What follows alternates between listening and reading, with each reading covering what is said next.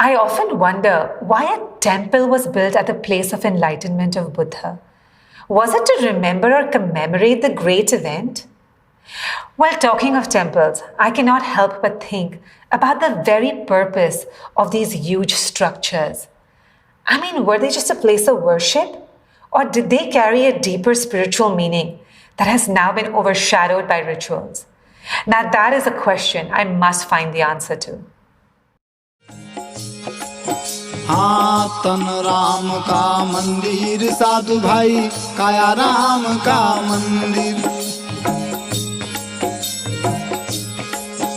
अरे इना मंदिर की शोभा प्यारी, इना मंदिर की शोभा प्यारी, शोभा जब है सुंदर साधु भाई, तन राम का मंदिर।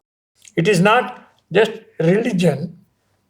Don't push them aside as religion. It is the desire to maintain the highest form of civilization.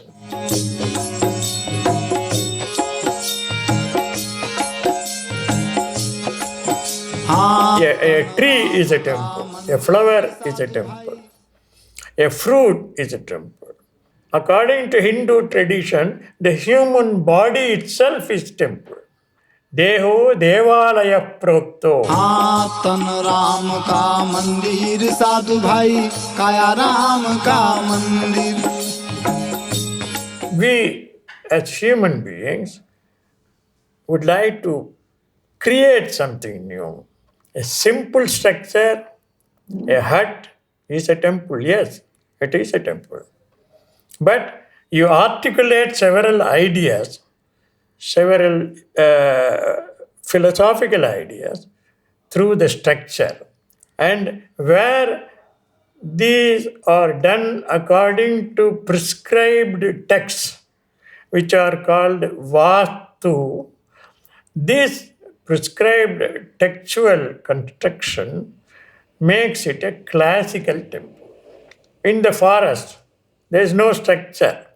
But you put an image there and worship it. You ask our people, they will say, this is a temple. Where is the structure? There is no structure. There is an image. Then the whole forest is a temple. योग ने शरीर के कुछ स्थान ज्यादा पवित्र और ऊर्जावान माने हैं। योग ने ही धरती के भी कुछ स्थान ज्यादा पवित्र और ऊर्जावान माने हैं। ऐसे सुरम्य और देवरमणीय स्थान, क्षेत्र या तीर्थ कहे गए हैं। महाभारत में ऐसे सैकड़ों तीर्थों और क्षेत्रों का वर्णन है। यहाँ लोग अनादिकाल से तीर्थाटन करते आए थे।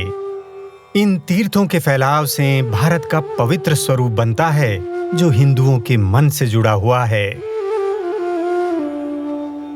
इसीलिए वे आज भी उसी अखंड भारत का सपना देखते हैं। परंतु वे मानते हैं कि असली तीर्थ तो मन है, जिसमें धैर्य रूपी कुंड है और सत्य रूपी जल भरा है। वह मन ही तीर्थ है। शरीर सहित मन बुद्धि भी एक क्षेत्र है, जिसमें चेतना क्षेत्रज्ञ बनकर रहती है। परिग्रह और राग द्वेष से ऊपर उठकर केवल भिक्षा पर जीने वाला मानव भी तीर्थ है।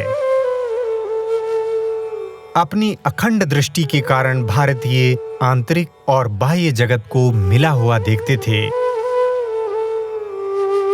मानव जब अपने दिव्य अंतःकरण को बाह्य जगत में वास्तुशास्त्र के माध्यम से प्रतिबिंबित करता है, तो जो रचना बनती है वही मंदिर है। मंदिर आंतरिक अनुभूतियों की बाह्य जगत में रचनात्मक अभिव्यक्ति है।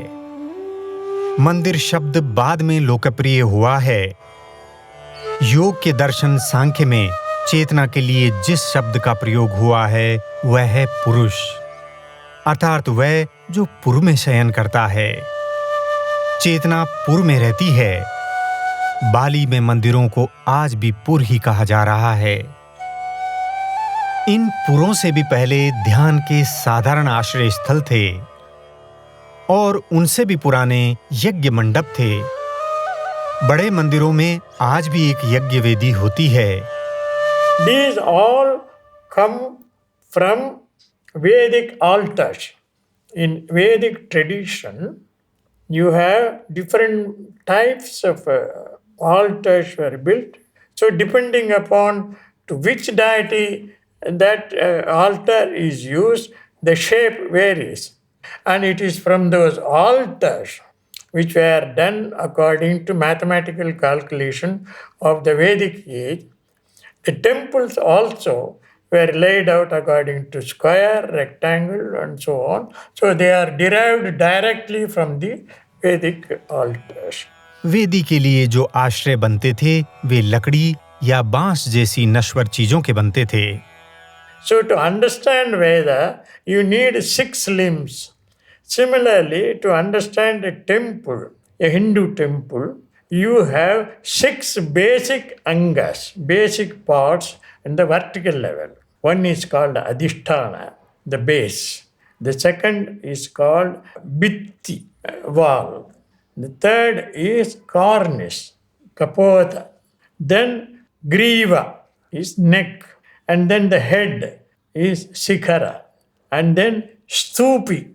Stupi is the topmost part. Then each anga is further subdivided into, for example, the Adhisthana is divided into Khura, Jagati, Kumuda, and Pattika, and so on. There are articulated moldings. They give you architectural beauty. And this beautiful construction is connected with the constellations, the nature. साधारण हिंदू 5 से 12 वर्ष की आयु तक लिपि, रूप और गणना का अध्ययन करते थे। 163 ईसा पूर्व के इस अभिलेख के अनुसार महान जैन सम्राट खारवेल ने 16 साल के होने पर भी आगे 9 साल तक लिपि, रूप और गणना का विशेष अध्ययन किया। रूप और गणित के आधार पर नगर योजना और मंदिरों के वास्तु पर कई ग्रंथ थे। इनमें जो मंदिर निर्माण के लिए प्रक्रिया बताई गई है, उसका पहला चरण भूमि चयन है। भूमि चयन के समय हवा प्रकाश का ही ध्यान नहीं रखा जाता था, उसका परिदृश्य भी बहुत सोच समझ कर चुना जाता था। स्थान की ऊंचाई नीचाई, आकार प्रकार, वन वनस्पति और नदी सरोवर सबके महत्व का वर्णन मिलता है। अनेक प्राचीन ग्रंथ बताते हैं कि देवताओं के लिए रमणीय स्थान कैसा होना चाहिए। क्या कारण है कि इस संपूर्ण काशी के क्षितिज में ये मस्जिद तो नजर आती है, लेकिन इसके बगल में खड़ा विश्वनाथ का मंदिर नहीं? क्योंकि ये मस्जिद लैंडस्केप के उस बिंदु पर खड़ी है जो इसे भव्य बनाने में मदद कर रहा है। इस बिंदु की खोज मंदिर के ही वास्तुविदों ने की थी। So, the Vastu texts prescribe how to select a beautiful site for building a temple. मंदिर के लिए स्थान का चयन केवल भौतिक आधार पर नहीं हो सकता। सबसे बड़ी बात कुछ और है। एक बार आदि शंकर अपनी यात्रा के समय यहाँ से गुजर रहे थे। वे एक दृश्य को देखकर आश्चर्यचकित रह गए। मेंढकी प्रसव पीड़ा में थी और एक सांप फन फैलाकर उसकी रक्षा कर रहा था। आचार्य ने तुरंत निर्णय लिया, मंदिर यहीं बनेगा। मंदिर के स्थान पर जीवन रक्षक ऊर्जा विनाशक ऊर्जा से अधिक होनी चाहिए। मंदिरों से समाज में जीवनदायी ऊर्जा का प्रवाह होता था। इसीलिए भारत के निर्माण में मंदिरों के स्थान का बहुत महत्व है। ये स्थान आक्रमणों ने समाप्त कर दिए या छीन लिए। इससे भारत का जीवनदायी वास्तु समाप्त हो गया। The whole cosmos into it. Level the ground and draw a sort of grid on it. Generally, according to Indian tradition, 8 into 8 64 squares or 9 into 9 81 squares. And in the center of it, we invoke the presence of God in the sanctum. Around it, we distribute all the nature's power symbolically. There need not be any figure, but the space itself is invoked as the cosmic powers. For example, the square, which is divided into 8 into 8, 64, or 9 into 9, 81, will have a central 9 into 9. 9 squares will be there in the center. That is what we call the Garbhagraha, where the sanctum tower is erected. Surrounding it, we have several squares, and these are divided into 12 squares. These 12 squares represent the 12 months of the year, which we call the Surya, the movement of Surya, the sun, through the 12 months. And these small squares at the outer, they are considered the nakshatras, the stars, which are localized. And then you have also got the constellations, grahas. So nakshatra, graha, tara, mandala. ब्रह्म ने ब्रह्मांड उत्पन्न किया, ब्रह्म उसी में वास करता है, अतः ये ब्रह्मांड उसका वास्तु है। रूप रहित ब्रह्म अनंत और दिशा रहित है। उसको दिव्य नेत्रों से देखकर अर्जुन जैसा वीर भी घबरा गया था। उसे चतुर्भुज रूप देखकर ही शांति मिली। रूप रहित का चतुर्भुज रूप ये है। इसी से दिशाओं का आभास होता है, मन शांत होता है। वर्ग ज्यामिति की रचना है। वर्ग त्रिकोण या वृत्त से यंत्र बनते हैं। यंत्र आध्यात्मिक शक्ति के वाहक बनने योग्य रूप हैं। यंत्र कई हैं। बोरोबुदुर का ये बौद्ध मंदिर त्रिकोणों से बना श्री यंत्र है। लेकिन वर्ग ही ब्रह्म का यंत्र है, ब्रह्म ही मूल है। इसीलिए वर्ग ही मूल वास्तु पुरुष मंडल है। मानव के रहने के स्थान नगर का वास्तु भी वर्ग है और मंदिर भी वर्गों से ही बनते हैं। We call Digdevatas. They are the personified 8 directions. Then you have one down and one up, or localized in the Vastu Pada. In the center is the supreme deity which you install. It manifests in different forms. घन क्षेत्र, prism और pyramid बहुत सभ्यताओं में मिलते हैं, परंतु वक्र शिखर का सौंदर्य केवल भारत की सभ्यता में मिलता है। The Khajuraho temples, they were conceived as mountains, either Kailasa or Meru. So, and that is also mentioned in their inscription, that the king built the temple like Meru, that is for the Vishnu temple, or if it is a Shiva temple like Kailasa. And even they have shown the temples like mountains by having graded spires, the main shikhara is there. On it are the multiples of the shikharas, which are very, very gracefully, very, they are arranged very rhythmically on the main spire. So you can see ascent and descent of spire, as Stella Cramrish describes in a Hindu temple, ascent and descent, reminding us also of the creation and dissolution of the universe, so that sort of, and when the light falls on them at twilight, at Sandhya, you can see the rhythm so well. You can experience the rhythm, particularly in the Kandariya Mahadev temple.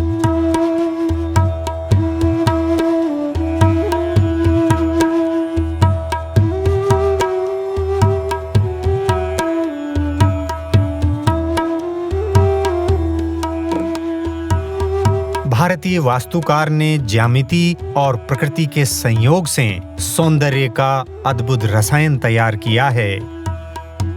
ये सुमेरु के 5 शिखर तो हैं, परंतु पर्वत की चोटियां हैं या कमलों की बंद कलियां, रसिक सोचता ही रह जाता है।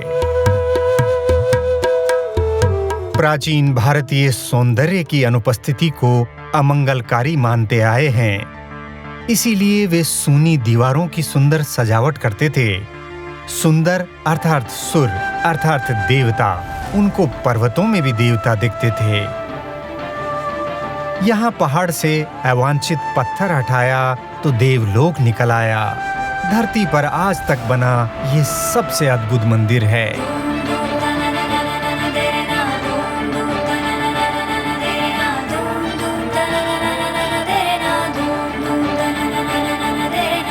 जिन इस्लामिक आक्रमणकारियों ने इसे तोड़ा, उन्हीं के दरबारी इतिहासकारों ने लिखा है कि इस पर आक्रमण सौंदर्य पर आक्रमण है।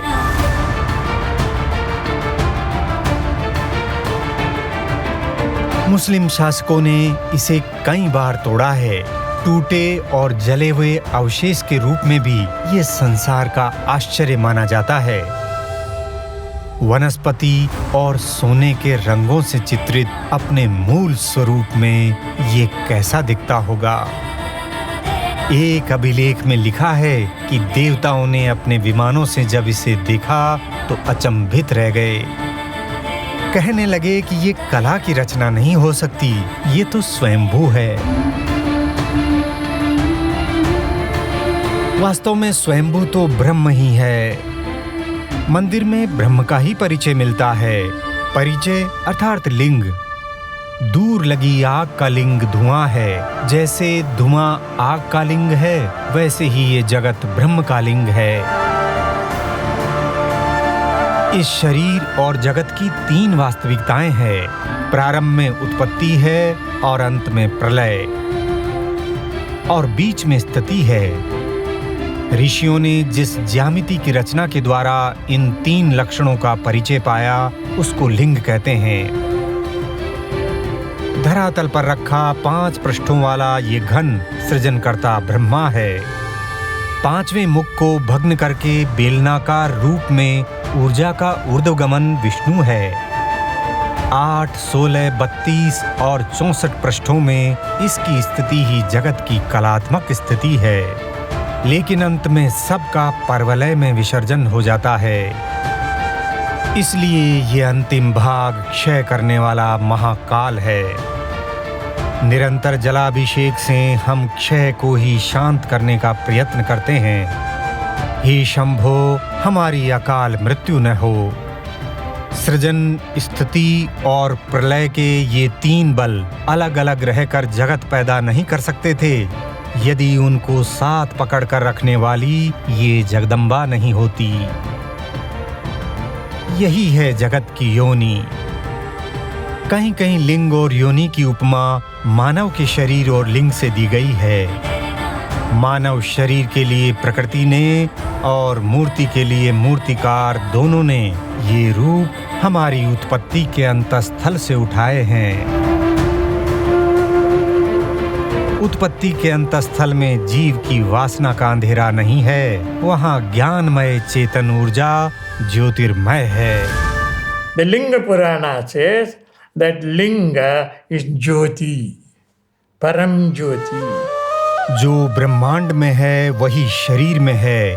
ब्रह्मांड के मूल में ज्योतिलिंग है और हमारे मूलाधार में भी ज्योतिलिंग है। यहाँ आदि ऊर्जा कुंडलिनी के रूप में बैठी है। इसकी ऊर्ध्वगति के आनंद गीत योगियों ने गाए हैं और बाह्य मिलन का आनंदोत्सव हर भारतवासी मनाता आया है। भूतनाथ की मंगल होरी, भूतनाथ की मंगल होरी। धर्मनिष्ठ काम यहाँ देवता है। कुंठित रिलीजनों के आने से पहले कभी पूरे देश में कामदेव के मंदिर होते थे। युवक युवतियां उनमें पूजा और उत्सव के लिए जाते थे। वही उत्सव रंगों की होली में बदल गया। भूतनाथ की मंगल होरी, देख सिहाए विरज की छोरी।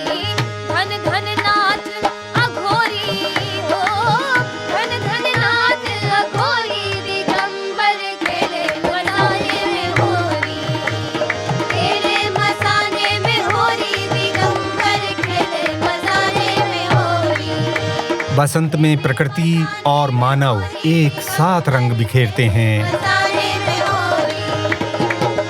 उत्सव प्रकृति शक्तियों के प्रति मानव का आभार है।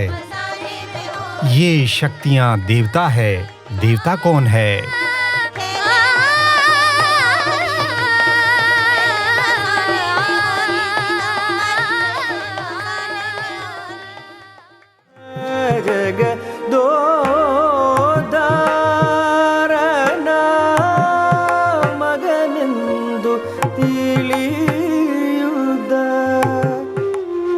पांडव बलशाली थे। भारतीय मूर्तिकार उनके मांसपेशियों वाले शरीर बना सकता था, लेकिन तब दर्शक का ध्यान शरीर बोध में ही अटक जाता। इनकी आंखें अंतर्लक्षित बनाई गई है। भारतीय कलाकार का आंतरिक प्रवाह इतना तीव्र है कि कुछ मूर्तियां दर्शन मात्र से ही रसिक हृदय में समाधि ला सकती है।